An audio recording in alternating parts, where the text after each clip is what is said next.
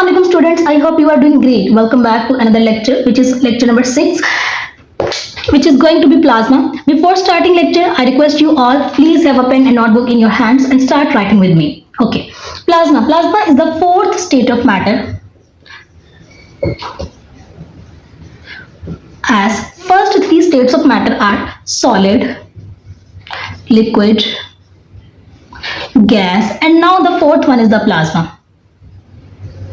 अगर हम सॉलिड को हीट करते हैं बहुत ज़्यादा तो ये चेंज होता है लिक्विड में, इसके मॉलिक्यूल्स टूटते हैं और वो किस में चेंज होता है? लिक्विड में। अगर हम लिक्विड को बहुत ज़्यादा हीट करते हैं तो वो किस में चेंज होता है? गैस में। और नाउ अगर हम गैस को बहुत ज़्यादा हीट करते हैं तो वो किस में चेंज हो जाती है? प्लाज्मा में। Plasma is basically gas, gas से ही ये ड्राइव हुई है। ओके, नाउ अगर हम आ जाएं प्लाज्मा की डेफिनेशन की तरफ, now start writing.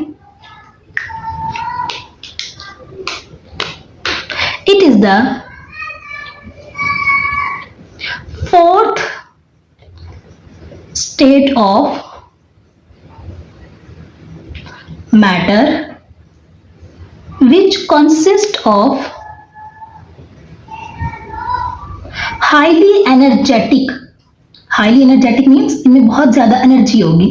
Highly energetic particles, क्योंकि बहुत ज्यादा हाई टेम्परेचर पे ये बन रही है ना। हाईली एनर्जेटिक पार्टिकल्स, वो पार्टिकल्स क्या हो सकते हैं? आयंस हो सकते हैं, पॉजिटिव चार्ज हो सकता है मींस फोटॉन्स हो सकते हैं एंड मॉलिक्यूल्स हो सकते हैं। Okay, note down this definition.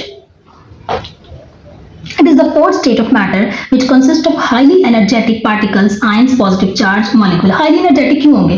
क्योंकि ये बहुत ज्यादा हाई टेम्परेचर पे गैस को हम जब हीट करेंगे तो प्लाज्मा प्रोड्यूस होगा। ओके, डेफिनेशन होगी। नाउ बात है प्लाज्मा की प्रोडक्शन पे। प्लाज्मा प्रोड्यूस कैसे होगा? कॉमन हम देखते हैं इसका थोड़ा फिनोमेना, हमारी लाइटनिंग ट्यूब है, फ्लोरेसेंट ट्यूब जिसको हम कहते हैं, उसमें ये कैसे प्रोड्यूस हो रही है। ये आपकी ट्यूब है। ओके, इस ट्यूब के यहाँ पे दो रॉड्स लगी होती हैं मेटल की, जिन्हें हम इलेक्ट्रोड कहते हैं। क्या कहते हैं? इलेक्ट्रोड। मेटल की रॉड्स लगी होती हैं जिन्हें हम इलेक्ट्रोड कहते हैं। ये रॉड्स से जो वायर्स आ रही होती हैं वो हमारे पास सर्किट में, मतलब यहाँ पे ये बैटरी के साथ कनेक्टेड होती हैं। और इस ट्यूब के अंदर बच्चे और कोई वायर नहीं होती है सच की जो यहाँ से कॉर्नर से दूसरे कॉर्नर में कोई मूवमेंट इलेक्ट्रॉन्स की करवा रही है जिससे हमारे पास लाइट प्रोड्यूस हो रही है। No, here is the just gas. यहाँ पे क्या होगी? गैस होगी।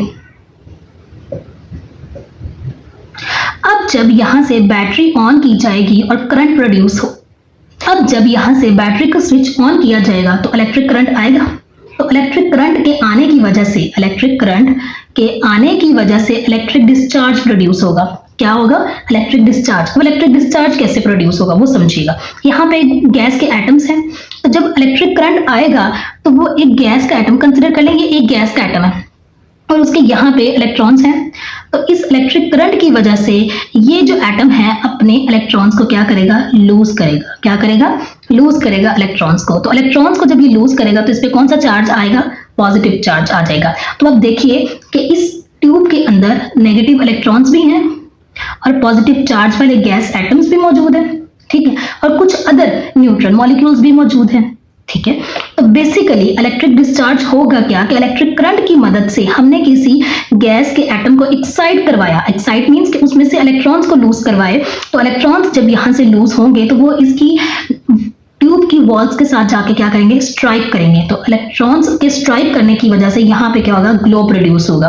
क्या प्रोड्यूस होगा? ग्लो प्रोड्यूस होगा, जो कि क्या करेगा? लाइट बनाएगा। क्या करेगा? लाइट। आपको इसकी प्रोडक्शन समझ आ गई? इलेक्ट्रिक डिस्चार्ज होता है कि वो भी समझ आ गया? ओके, अब हम देखते हैं कि ये कहाँ कहाँ कर होता है। Okay, come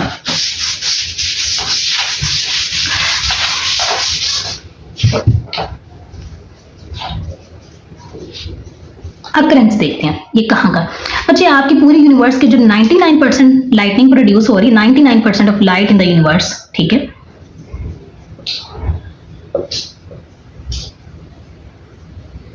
is the result of plasma। और प्लाज्मा से ही हो रही है। आप लोग अपने स्काई पे स्टार्स को देख लें रात के टाइम, ठीक है, आप अपने सन को देख लें, स्टार्स को देख लें, ठीक है। उसके बाद आप जितने उसके बाद आप यहाँ पे फ्लोरेसेंट ट्यूब्स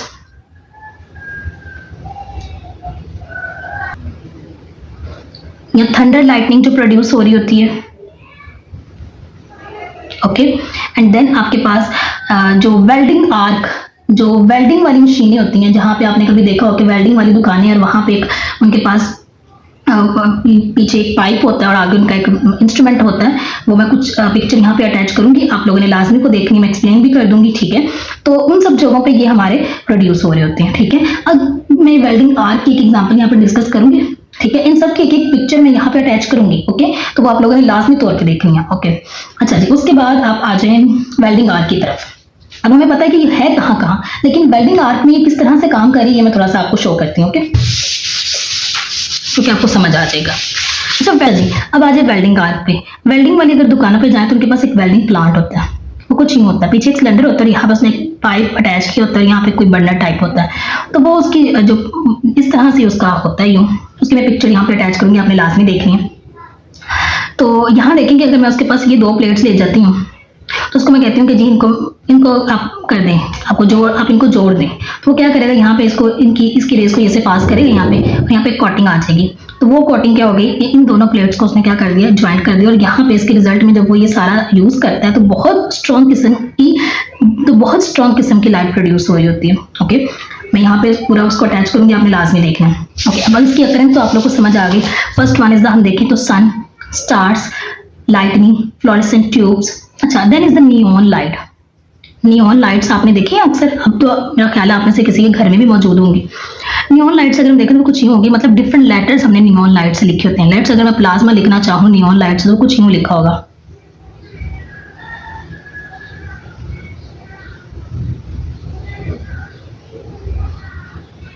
इस तरह से, ठीक है। अब इस नियॉन लाइट के साथ भी एक उसका स्विच होगा, वायर होगी, जो कि हम लगाएंगे तो ही नियॉन लाइट चलेगी। नियॉन लाइट की यहाँ पे क्या होगा, गैस होगी, और अगेन इलेक्ट्रिक करंट की वजह से इलेक्ट्रिक डिस्चार्ज होगा और यहाँ पे लाइटनिंग प्रोड्यूस होगी। नियॉन लाइट्स आजकल बहुत कॉमन है, आप लोग इसको सर्च कर सकते हैं कॉमनली, ठीक है। आप इसको सर्च कर सकते हैं कॉमनली, ओके। अब इसकी आ जाए प्रॉपर्टीज की तरफ। प्रॉपर्टीज इसकी बहुत सिंपल है, आपको पता है कि ये बहुत ज्यादा करंट प्रोड्यूस करने के रिजल्ट में प्लाज्मा प्रोड्यूस होती है, तो that's mean it is highly conductive मतलब जो पास करे करंट को, स्टेट ऑफ मैटर, मतलब ये लिक्विड, सॉलिड और गैस के comparison highly conductive state of matter है, ओके। और दूसरा ये कि इसके अंदर चार्ज पार्टिकल्स होंगे, फोटॉन्स होंगे, और इलेक्ट्रॉन्स होंगे और मॉलिक्यूल्स होंगे, ठीक है, ओके जी। आई होप आप लोग को आज प्लाज्मा समझ आया होगा। प्लाज्मा वेरी इंपॉर्टेंट लेक्चर है, तो आप लोगों ने लाजमी तौर पे इसको अच्छे से समझना है, ठीक है। प्रीवियस क्लासेस में ये टॉपिक इतना एक्सप्लेन नहीं किया गया, सो आज आप लोगों ने लाजमी तौर पे बहुत अच्छे से इसको अंडरस्टैंड करना है, ओके जी। अल्लाह हाफिज़, टेक केयर।